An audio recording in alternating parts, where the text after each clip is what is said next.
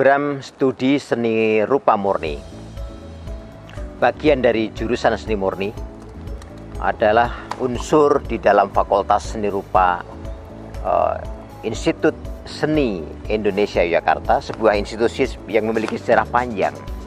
Program studi ini, seperti tadi saya katakan, juga memiliki sejarah panjang yang melahirkan para alumni yang memiliki reputasi dan prestasi dan mewangikan jagat seni rupa di Indonesia, bahkan jagat seni rupa dunia internasional, karena reputasi dan pencapaian mereka semua. Tak saja para praktisi, tetapi juga para pemikir dan pengkaji seni. Tentu saja program studi ini tumbuh bersamaan dengan waktu yang terus bergerak, zaman yang terus bergerak. Program studi seni rupa murni memiliki mata kuliah yang memiliki keseimbangan begitu rupa antara mata kuliah teori dan mata kuliah praktek. Mata kuliah teori misalnya ada pengkajian seni, kritik seni, sejarah seni rupa modern, sejarah seni rupa, dan problem-problem seni rupa kontemporer. Di era kontemporer, tenaga-tenaga pengajar tentu tumbuh oleh orang-orang muda. Tentu saja itu akan mengubah selera seni dan praktek seni. Tetapi percayalah bahwa dasar pemikiran, bahwa substansi, filosofi, orientasi tetap saja mengembangkan, memajukan aspek-aspek penciptaan dan pemikiran seni rupa. Ada mata kuliah sketsa. Ini mata kuliah dasar yang menentukan seorang mahasiswa memiliki kualitas pencapaian teknik, memiliki kepekaan dan sensitivitas garis dan seterusnya. Lalu tentu kemudian mata kuliah mayor seperti seni lukis, seni patung, seni grafis, dan seterusnya. Nah, di program studi seni rupa murni tentu saja mengandaikan, membayangkan para lulusannya atau para alumninya akan memberikan kontribusi penting dalam konteks penciptaan seni rupa di Indonesia maupun aspek-aspek pemikiran seni rupa di Indonesia. Itu pencapaian-pencapaian yang pantas kita catat dan memang sudah tercatat dengan tinta emas sejarah seni rupa Indonesia.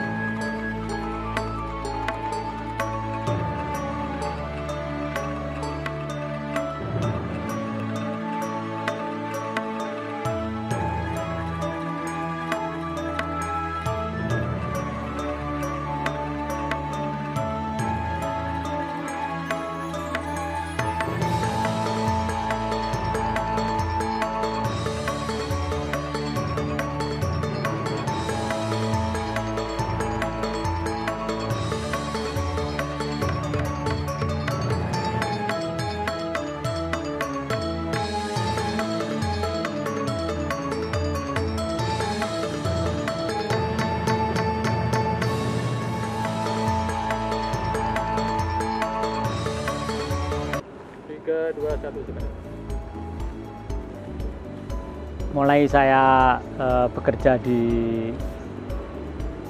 STSRI ASRI Yogyakarta, saya menjadi tenaga pengajar di STSRI ASRI Yogyakarta tahun 1983. Kemudian saya melanjutkan sekolah lagi di ITB Bandung seni rupa. Kemudian setelah lulus saya kembali lagi di STSRI ASRI Yogyakarta. Saya sempat menjabat sebagai ketua jurusan. Kemudian beberapa tahun kemudian saya sudah masuk ke ISI Yogyakarta. Saya menjadi bertugas di pembantu dekan 2. di struktura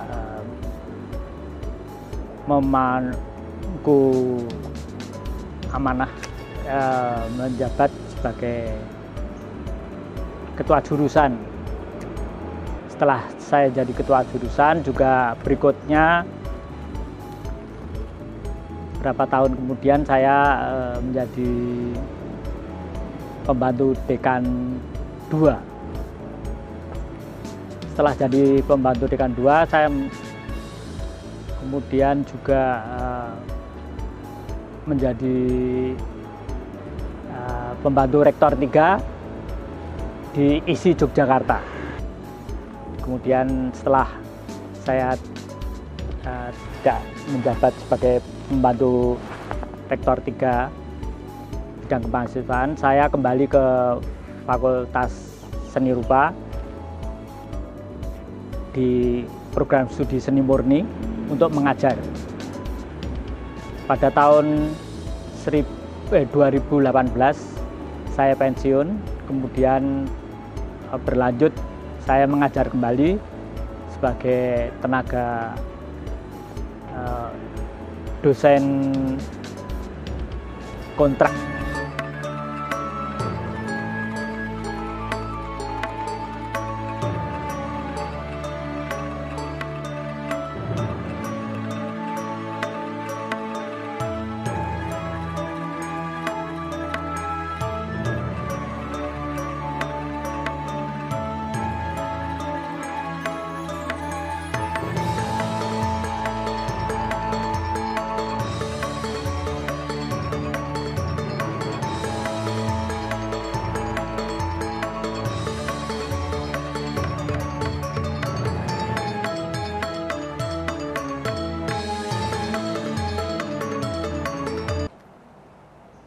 Adik-adik, para saudara yang kini memasuki rumah kesenian, ruang akademik kita, Fakultas Seni Rupa ISI Yogyakarta.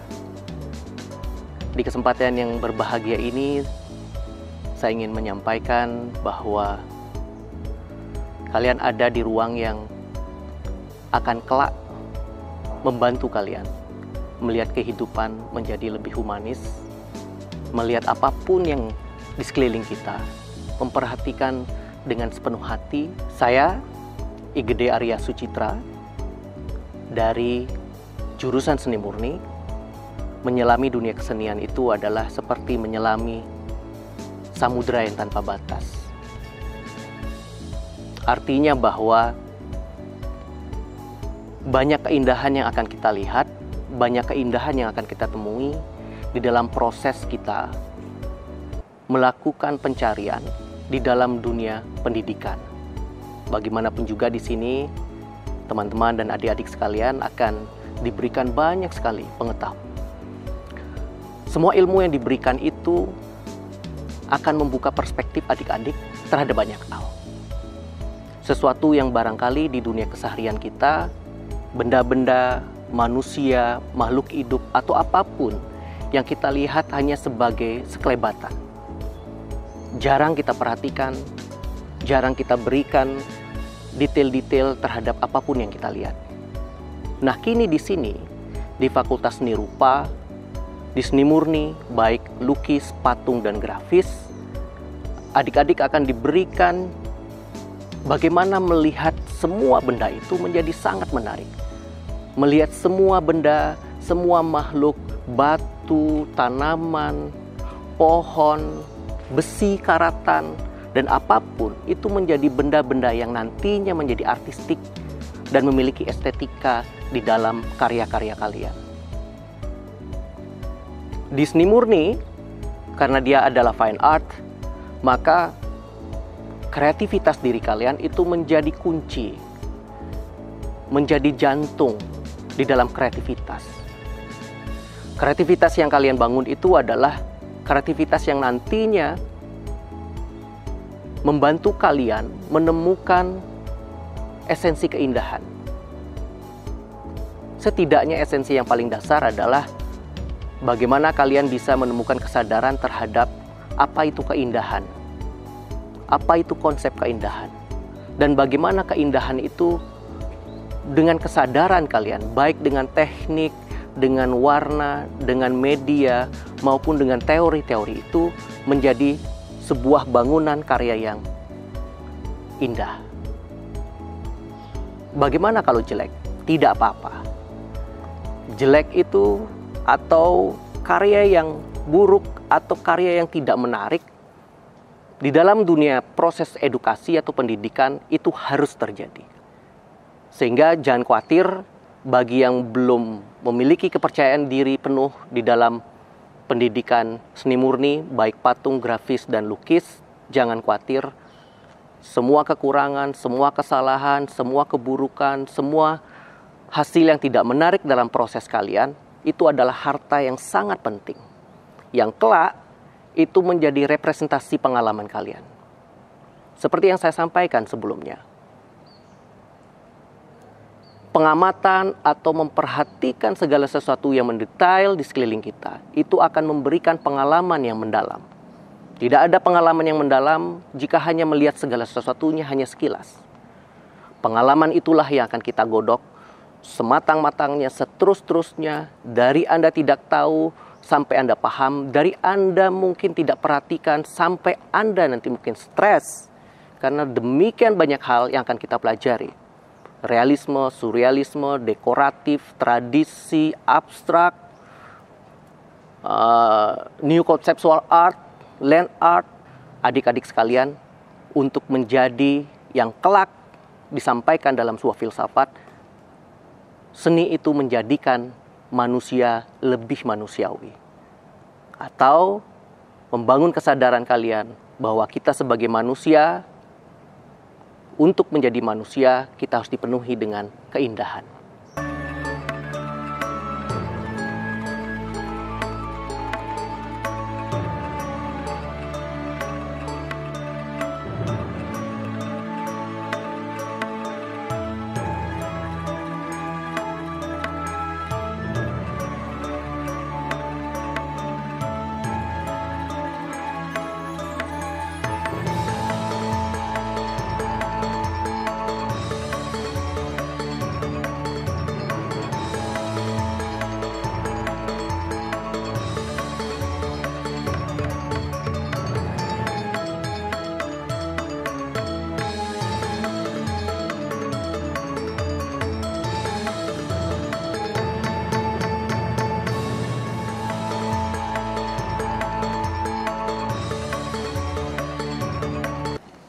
Halo, nama saya Kamelia Mitasari Hasibuan. Saya dari jurusan Seni Lukis, angkatan tahun 2011.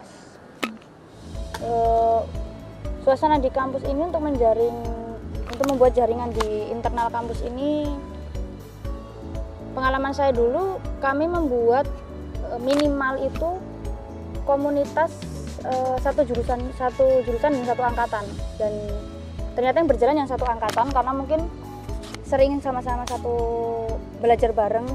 Jadi kami buat komunitas namanya Sekilas, Seni Lukis 2011, itu satu angkatan, dan kami sempat pameran sekitar 3 kali.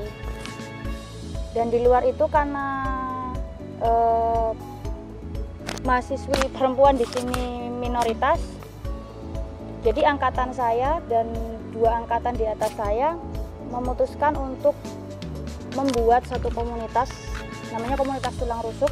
Itu berisi mahasiswi seni rupa murni yang khusus kuliah di ISI Jogja.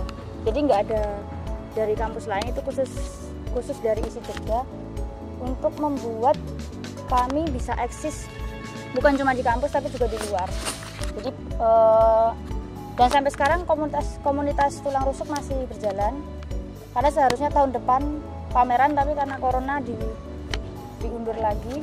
Jadi komunitas bisa menjadi salah satu jalan untuk mahasiswa bisa eksis di kampus, pameran di kampus maupun di luar kampus. Gimana untuk mengatasi kejenuhan dalam berkarya, untuk tetap bersemangat menghasilkan karya itu? Pengalaman saya dalam berkarya seni, naik turun mood itu pasti biasa ya. Dan Kalau saya pribadi, saya biasanya melakukan apa yang menjadi hobi saya. Proses pencarian dalam berkarya seni saya,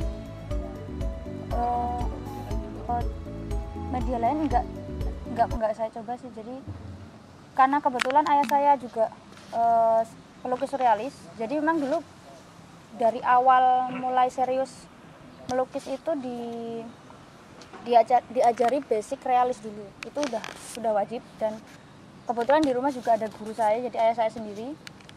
Untuk pemilihan gaya, karena dulu belum tahu ya gaya ini, jadi apa yang dilukis ayah saya ya saya tiru dulu. Tekniknya, warnanya, temanya. Itu sejak mulai masuk SMSR. Jadi mulai masuk isi baru mulai kayak lebih terbuka, karena dosen-dosen di sini memberikan ilmu yang lebih banyak dari sebelumnya. Jadi saya jadi lebih kenal lebih dalam gaya yang lain, warna yang lain. Jadi itu berjalan sih, banyak kritikan, saran dari dosen-dosen di kampus ISI Jogja yang membuat gaya dan corak karya saya bisa berubah dan menjadi sampai saat ini.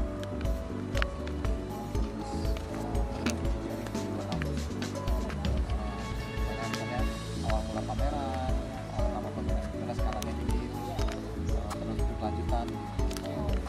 Jadi untuk membangun jejaring di luar, sebenarnya kesempatan di luar tuh banyak ya, tinggal kita mau ambil atau enggak. Jadi ada kompetisi, ada open call aplikasi untuk pameran, entah itu pameran nasional maupun internasional. Jadi semenjak SMSR saya sudah nyoba untuk setiap ada event ikut, mau keterima atau enggak saya ikut. Dan kebetulan di SMSR itu setelah pameran pertama kali di situ ketemu dengan kurator Indonesia Pak Kus Indarto. Beliau yang justru memperkenalkan dunia seni rupa di luar. Jadi saya bisa pameran langsung ke Galeri Nasional, waktu itu masih umur 17 tahun. Itu jadi peserta termuda di situ. Jadi pameran dan kompetisi itu bisa menjadi salah satu jalan untuk kita bisa eksis di luar. Saya masuk ISI pun gara-gara kompetisi. Jadi dulu di ISI mengadakan Olimpiade Seni Rupa tingkat nasional. Nah itu hadiahnya yang masuk 5 terbaik, karya terbaik itu masuk ISI tanpa tes. Saya masih kelas 1 semester waktu itu, dan alhamdulillah masuk situ. Cita-cita saya masuk ISI akhirnya tercapai di situ. Jadi masuk ISI tanpa tes. Nah di ISI pun saya bisa bertemu dengan galeri yang bekerja sama saya saat ini, Art Exchange Galeri Singapura. Itu karena pemiliknya nyari mahasiswa ISI. Jadi diprioritaskan mahasiswa ISI. Nah saya dapat link relasi untuk bekerja sama dari ISI juga.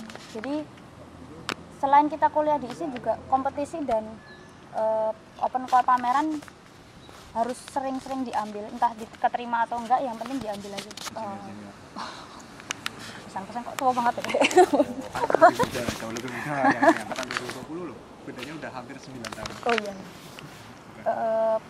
Pesan-pesan buat adik-adik, saat kalian memutuskan untuk kuliah di ISI, kalian harus serius dengan pilihan kalian, bertanggung jawab, dan mencintai apa yang kalian pilih. Jadi itu akan ringan aja jalannya. Kalian nggak akan stres tugas, nggak akan stres tekanan